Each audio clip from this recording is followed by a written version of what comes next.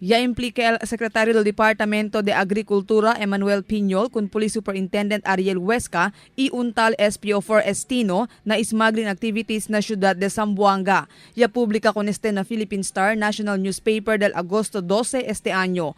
Según con Piñol, mismo el de su source el identifica con Huesca y Estino, reportadamente miembros del Intelligence Group del PNP aquí na siyudad como el point man del dos police generals quien envuelto na smuggling del produkto agrikultural que taase pasa na mga jutay pantalan aquí na siyudad de Zamboanga.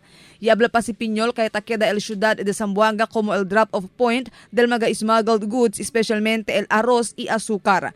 Del agosto 11 este año de noche ya puede man intercept el Police Station 4 junto con el Bantay Dagat del Talugsangay con 3 mga lancha lleno de smuggled azúcar mientras taman unload con el mga azúcar para na Jungkong na Mar del Talugsangay. Base na report del custom, uno del mga lancha el MB City Aini takarga 584 saco de azúcar blanco. Y pidi también si Piñol con el PNP Chief Director General Ronald de la Rosa para asegurar que enfrenta propio castigo el mga envuelto na smuggling.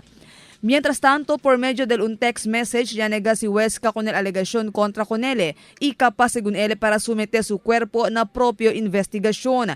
Según pa con Huesca, hindi ele asignaw na intelligence unit como cosa ya publika na notisya, siendo na operation branch del mando policía local ya ele asignaw. Nuem siya también según ele influensya na ground por causa kay hindi ya según ele envuelto na mga tactical aspect. Marifita Mayo, Dateline Zamboanga.